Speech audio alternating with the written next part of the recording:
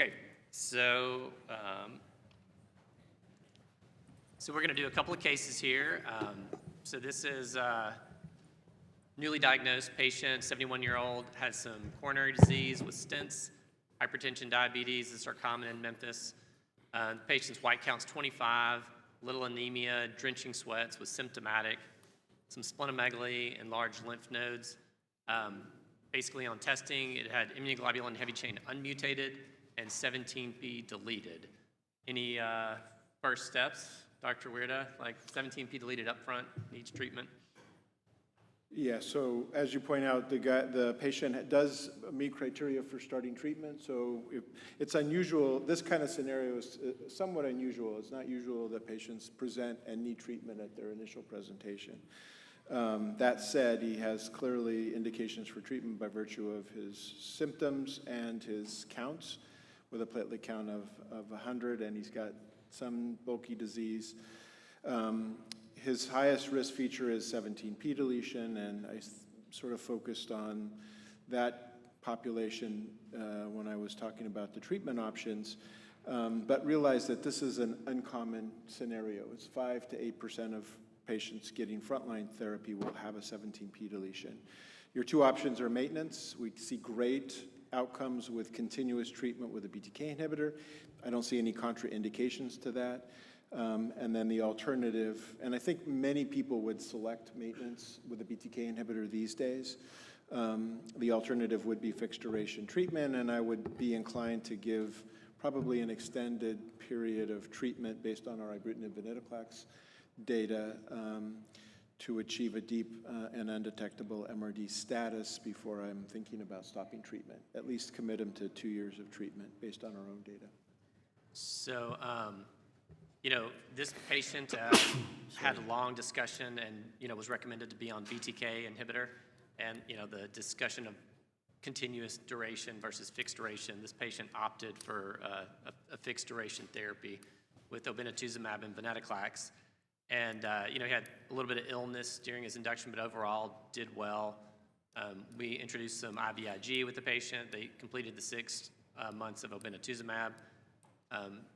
There was a flow-based MRD test, just flow-based, that was used to check and still had low-level positivity at the end of a year of venetoclax. So, and then, I'm sorry, at 6 months there was low level. By flow, MRD was negative at the end of a year. So obviously we would recommend these patients be on continuous treatment with a BTK inhibitor. What is your practice for MRD testing for these, or do you use it, or do you use it to make decisions, and like how would you recommend this patient continue? For 17p deletion, there aren't large experiences to make recommendations on treatment, and I think we'll do a lot of based on what our personal experience is, et cetera. Now, as I mentioned, for CLL14, that trial included patients with 17p deletion. The median PFS with standard treatment, everybody stops treatment at a year. Among patients with 17p deletion, the median PFS is 4 years. That's not bad. This patient, and 75% of them are going to be blood MRD undetectable at the end of treatment. So this patient had a nice response. He was MRD negative. He's 72 probably at this time after a year of treatment. It's reasonable to stop therapy at this point, have a discussion. The expectation is for 3 more years of progression-free survival. Most patients don't need treatment when they progress, but can be monitored subsequently. And then you could talk about treatment at that point. Treatment will be different then than it is today. And combinations are an option of BTK plus BCL2 in that setting. And so it's reasonable for this patient who's MRD undetectable, standard CLL14 treatment to stop and monitor and observe. So do you use MRD at all just for your own knowledge or to help? No, I do use it. I use it in the sense that, okay, so for example, if this patient was positive, is the 25% of patients who are still positive at the end of a year, I would say, okay, let's continue on treatment. Let's recheck it in 3 or 6 months. If it's continuing to go down, that would be an argument to continue treatment until we do achieve an undetectable status, because we know that the remission will be longer if he's undetectable. If it's not changing, And then the conversation would go towards more maintenance. You can do maintenance with venetoclax. We studied venetoclax when it was first approved in 17p deleted patients who were relapsed as continuous therapy, no CD20 antibody. So you can justify continuing venetoclax maintenance and then switching to a BTK inhibitor as the next treatment when the patient progresses. And in that setting, we don't really have any data to estimate what the progression-free survival would be, but I know y'all have a very good flow lab for Yeah. like Euroflow detected, Yeah. maybe better than the average, but Yeah. do you prefer that versus like a clonoSEQ, Well, like Dr. Yaghmour had talked about? for standard of care, I think flow is sufficient. We're collecting more data, and I routinely like to do NGS because we get a lower depth of remission, but we're learning some interesting things. For example, in our cohort of our patients who got FCR years ago, who were more than 10 years progression-free, who are flow negative for MRD in the blood, if you test by NGS, a significant proportion of them will have detectable disease, and they're not progressing. So I don't know how to interpret that. Is there a dormant state that these patients have disease that doesn't grow? Is there some immune pressure that doesn't allow their disease to grow, but they're not progressing, but they're positive by NGS and negative by flow? So I think you may end up overtreating if you're basing your decisions on NGS. That's great. That's interesting. So, so we talked a little bit about this, monitoring, trying to do deeper level of kind of testing, and so this is kind of all the elements you just went through. So we got another patient here. So this is a newly diagnosed 73-year-old. She presented with kind of pancytopenia. Bone marrow biopsy showed 90% sheets of blasts. This has a B-cell ALL phenotype. So George, what's your next step? Of course, we have to see the cytogenetics Philadelphia status for those patients. Yep. So, so this And bone patient, marrow. what's good? Yes, that's definitely, this is So, Philly positive ALL. so Philadelphia chromosome positive ALL. This patient was 73, kind of a complex karyotype. The full NGS panel was negative. CSF was negative. Did a baseline clonoSEQ, and this patient already had this known, but she had hypertrophic cardiomyopathy, but had been asymptomatic and had a few runs of VTAC in the past, but had never had an event and had never gotten a defibrillator despite this discussion with cardiology.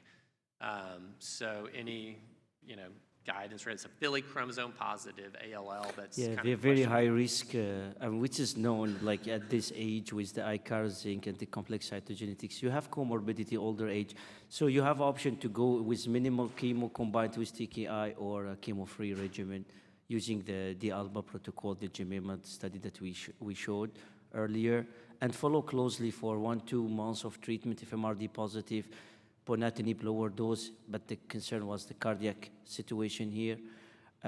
Alternative mini-CVAD, PONA, then BLEN early. Now I don't wait for those patients for 3 months because on the Jemima study, the DALBA, 89% had MRD positive, and we want our patient to achieve long-term remission is to achieve molecular remission in 3 months. So I start to introduce BLEN even after first and second months. After I do the debulk with mini-CVAD, usually in my practice, I do just TKI with steroids, and then I start BLEN and maintain them on a TKI with BLEN. So, so for this patient, we did a mini hyper-CVAD and we hesitantly, but we did just 15 milligrams of ponatinib. Maybe that wasn't the best to choose with the cardiac, but achieved MRD negativity, both by, BCR-ABL, but also clonoSEQ testing. Do you use both of those or is BCR-ABL enough? Well, good question. The P210 different than P190 in the BCR-ABL because you still can identify low signal with the BCR-ABL in the 190, and clonoSEQ sometimes can help me more. 2, all days insurance, if you don't say MRD positive, you don't get BLEN approval.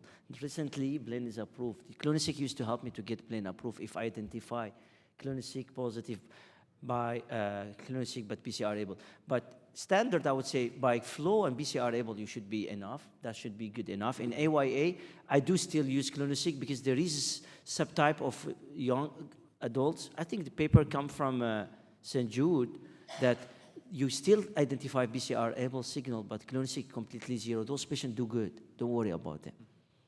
So, you had these discussions. We talked, this patient is right on that kind of 75. Maybe you would transplant them. I don't know. I'd be careful doing that, especially with the patient with hypertrophic cardiomyopathy. Now we have the study for CAR-T, for Aldo's presented from City of Hope. Those high-risk patients, if they have low MRD or even MRD negative, you can send them to get CAR-T in the complete remission. And that's where we're transitioning. In the real world here, like you got this patient on ponatinib with mini-CVAD, great. Why you don't include blend consolidation and then maintain them on TKI and train the BCR-able? If they have any trend up, you can salvage and discuss the risk and benefit of allo. So that's actually what we did. So the patient got a deep remission. They were MRD negative by clonoSEQ and BCR-able. We did all our 12 intrathecal treatments, even lowered the dose of ponatinib a little bit. And then at the end, we were able to convince this patient to get a defibrillator. And then we said, I don't know if this is the standard, but we said, let's do consolidation with blinatumomab. I guess based on what you were saying, even MRD negative patients do tend to benefit. Yeah, but the ECOG 1910 excluded Philadelphia positive. Right, okay. But still, based on the ponatinib blend randomized study, the European one, after the D-ALBA, we see blend early introduction to even with TKI will provide long-term survival for those patients. And if you want to avoid transplant, because the risk for this patient for relapses remain above 50-60% without blend. That's great. All right, so there was another discussion on cutaneous T-cell lymphoma, but we're not going to ask that question, talk about that. Instead, I'm going to ask you two. So as we're moving forward, we have all our BiTEs, we have our CAR-T. There was an interesting discussion at ASH, like in the plenary session, T-cell fitness as it moves into the solid tumor, like T-cell health, like what are the chemotherapies affecting your T-cells and how is it going to affect patients' response? A lot of times these patients aren't developing escape from the target, but they're getting T-cell exhaustion. And this is for the lifestyle, the session at ASH was patients that get a ketogenic diet with increased beta-hydroxybutyrate have healthier T-cells in mice, and they're looking at ways that they can intervene. Is this something that y'all are talking about, your ordering of treatments when you're talking about immune-stimulating therapies? I'll let You go first. You go No, first. no, Go ahead. that's fine. So T-cell immune status has been a critical topic in patients with CLL. They have immune dysfunction and they have hypogammaglobulinemia. Their T cells are anergic, and we've known about this for many years. We haven't really developed any therapeutics around restoring T cell function and immune function. And interestingly, it doesn't normalize, T cells don't fully restore, even if patients are MRD undetectable. And we don't really have a good handle on that. So we have a big project that we've recently started to look at those issues. They are definitely important. It is an important topic in CLL. It ties in not only to increased risk for infections in our patients, including those who are in remission, increased risk for second cancers, and it also ties into the lower response rates and limited efficacy we see with immune effector-based treatments That like CAR-T cell and CLL is and interesting. bispecifics. They don't work as well in CLL. So yes, it's critically important for us, and that's really the next area that we're focused on for research, in addition to some other areas that are unmet need, double refractory patients and Richter's transformation. Oh, that's great. Excellent timing. And in our center, we have a biobank. We start collecting all these patients early enough. But we observed that, of course, when you do more alkylating agent and there is a specific signal in ALL early enough, can increase resistance to CAR-T, not necessarily the immune therapy. changing the diet or correlating the T cells health to the response, it's still controversial because at the end there is a multifactorial thing. sure, Of course, definitely, yeah. that can be part of the, the workflow when we work on this. I would say I'm impressed with our early lab works now that asparaginase is not bad for CAR T in the future. So the question is, I mean, are we going to transition away or not? Hopefully I can get you more data in the future when we get more research. I mean, if I can just have my patients lose, 100 pounds, like making them go on a ketogenic diet, I don't know if that's going to happen in Memphis, but, I doubt that's going to be the answer. But it is interesting, just the thought that we can maybe someday, interrogate or affect the T cell health.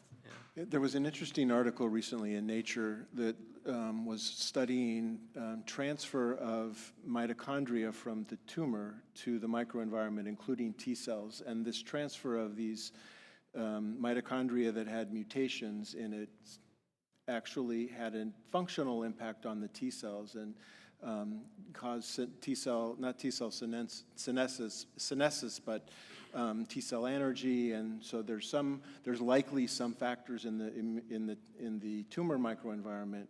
It's probably not just CLL, or it's probably solid tumors that Go ahead. that impacts the T cell function and T cell fitness through things that we don't even really appreciate. That may tie into the ketogenic diet because of energy metabolism implications. I don't know. It would be interesting, like you said, like you get them MRD negative, but their T cells still don't function. You wonder if it's the environment that allowed the CLL to develop in the Well, first there are place. indirect evidence that it is indirect, because if you take the T cells out of patients with CLL, you can grow them and you can restore their function ex vivo when you get them out of the environment. That's wonderful.